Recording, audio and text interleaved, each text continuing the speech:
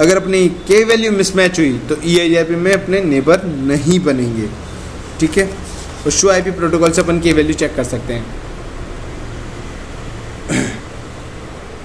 Matrix change, अगर अपन ने matrix change की मिसमैच हुई अपनी जो ये अपना की वैल्यू है, तो अगर अपन शो आईपी राउटर EIGRP इसमें देखेंगे के वैल्यू मिसमैच आएगा, एरर के वैल्यू मिसमैच। जैसे अपन चेंज करेंगे और दूसरे की चेंज नहीं की तो के वैल्यू मिसमैच का ऑप्शन वो आ जाएगा, एरर, ठीक है। शो आईपी प्रोटोकॉल में ये बताएगा कि कौन कौन सी ऑन है, कौन सी ऑफ है। और अगर अपन को मैट्रिक्स चेंज करनी है 0-1 जो 0-1 होती है वो चेंज करनी है, तो राउटर EIGRP मैट्रिक्स वेट, उसके बाद 0-1-0-1 अपन चेंज कर सकते हैं, ऑन या ऑफ कर सकते हैं उसको बिट को।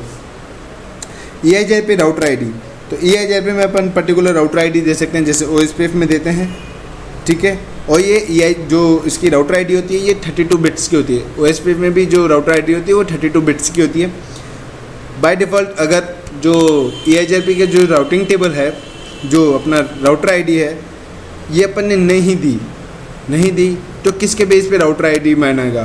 तो हाईएस्ट जो लूपबैक का एड्रेस है, IP एड्रेस है, उसके बेस पे मानेगा। तो अगर अपन ने लूपबैक भी नहीं बना रखे तो जो अपने राउटर का फिजिकल इंटरफेस है उसका जो हाईएस्ट IP एड्रेस है उसके बेस पे ये राउटर आईडी बना लेगा। जो हाईएस्ट IP एड्रेस होगा उसको राउटर आईडी मानेगा, ठीक है। और ये मेट्रो का छोड़िए, कुछ इशू नहीं आएगा, मेट्रो ठीक है। फर्स्ट अपना दूसरा चैप्टर था ये क्लियर हो चुका है, ठीक है। अपन तीसरे चैप्टर पे चलते हैं। इसमें आता है EIGRP अपडेट मैसेज, ठीक है।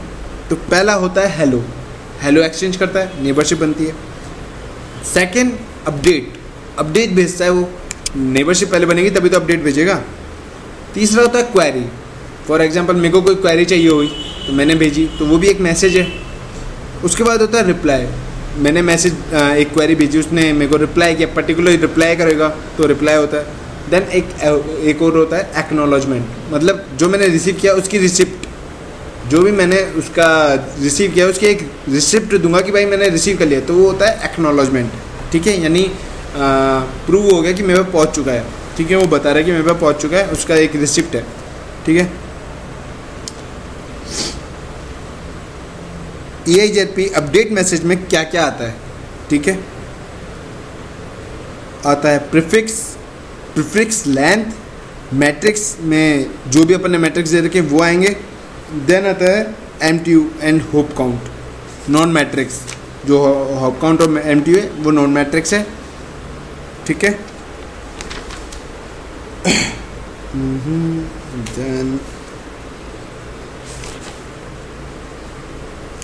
EIGRP अपडेट प्रोसेस, ठीक है। तो when EIGRP neighbour first become a neighbour, the beginning action topology information to update message, topology update message send करते हैं अपडेट मैसेज के द्वारा, topology. When a router first come up, the router exchange full updates, meaning the router exchange the full topology information, ठीक है। After all prefix have been exchange with the neighbour, the update in case that neighbor is if no change occur in network, वही मैंने बताया कि particular update send करेगा, पूरी exchange नहीं करेगा अगर कोई चेंजेस होते हैं।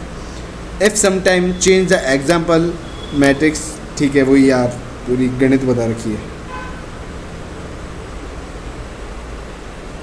Only for partially updates based, एक बार उसका होने के बाद। To send update EIGRP use RTP, जो भी ये मैंने पहले बता रखा है, वापस आ गया। अपडेट मैसेज RTP प्रोटोकॉल के द्वारा भेजेगा एंड मल्टीकास्ट करता है। 10 बार तो एक चीज़ आ जाती है।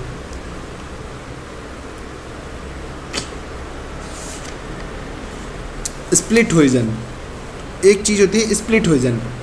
फॉर एग्जांपल मेरे पास दो इंटरफेस है, 0/0 और 0/1, ठीक है। तो 0/0 से जो मेरे पास नेटवर्क आया है वही नेटवर्क का अपडेट या कुछ भी मैं उसी इंटरफेस पे सेंड नहीं कर सकता। फॉर एग्जांपल जैसे अपन ने ये यूज़ होता है फ्रेम रिले में, ठीक है। तो फ्रेम रिले में अपन ने पॉइंट टू मल्टी पॉइंट बनाया है, मतलब मेरे पास एक पॉइंट है और मल्टी पॉइंट आगे हैं, ठीक है। तो एक पॉइंट को मल्टी पॉइंट से कैसे जोड़ेंगे, तो सब इंटरफेस बनाएंगे। तो सब इंटरफेस में 2 बनाए, तो एक राउटर दूसरे राउटर के लिए भेजेगा तो वो मेरे द्वारा ही होते हुए जाएगा as a hub and spoke topology में। तो उसमें split horizon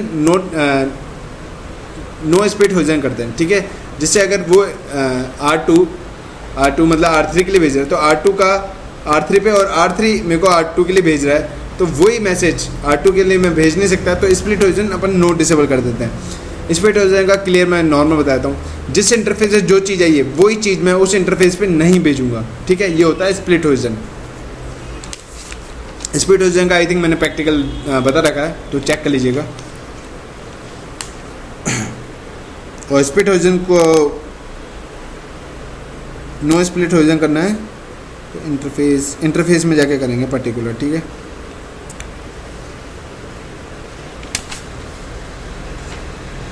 by default router send EIGRP message outer interface but not, हाँ ठीक है। जैसे एक चीज़ है, अपन ने 2 Mbps का लिंक लिया, तो EIGRP क्या करता है, जो 2 MB का है उसका 50% यानी 1 MB अपने जो अपडेट मैसेज होता है उसके लिए एक सेव रखता है, कि मतलब 1 MB तो मैं सेव रखूँगा अपने अपडेट मैसेज के लिए, और 1 MB अपने जो डेटा है उसके लिए एक्सचेंज के लिए रखूँगा। तो 50% वो बैंडविड्थ कंजप्शन के लिए सेव रखता है। अपन इसको चेंज भी कर सकते हैं कि भाई मैंने 10 Mbps का लिंक लिया, 5 MB तो मेरा बैंडविड्थ ही एक्सचेंज हो रही भाई, तो क्या यूज़ है इतने अपडेट्स के, ठीक है। तो अपन बैंडविड्थ कम भी कर सकते हैं, 10 Mbps का तो 1 Mbps अपन अपडेट मैसेज के लिए यूज़ कर सकते हैं, ठीक है। उसके लिए अपन क्या करते हैं, the engineer adjust the IP bandwidth -% EIGRP ASN number और इंटरफेस का नेम या सब इंटरफेस का नेम, ठीक है। इसके अंदर बता रखा होगा। पर्टिकुलर इंटरफेस पे गए, ठीक है, उस पर लिखा IP बैंडविड्थ, पहले तो बैंडविड्थ दे दी उसको कि भाई इतनी बैंडविड्थ है, ठीक है। देन लिखा IP बैंडविड्थ % EIGRP 120 यानी 100 में से 20%। 20 ये नहीं अपनी बैंडविड्थ है, बैंडविड्थ तो अपन ने ऊपर शो कर रखी है 300 और 20 यहाँ सेट कर दी कि मतलब 100 का 20% ले, पहले 50 ले रहा था अब 20% ले रहा है, ठीक है।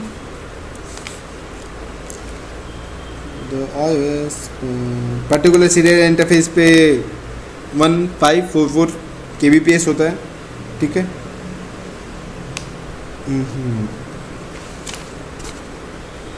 अब आता है फिजिबल डिस्टेंस और रिपोर्टेड डिस्टेंस, ये बहुत टिपिकल है।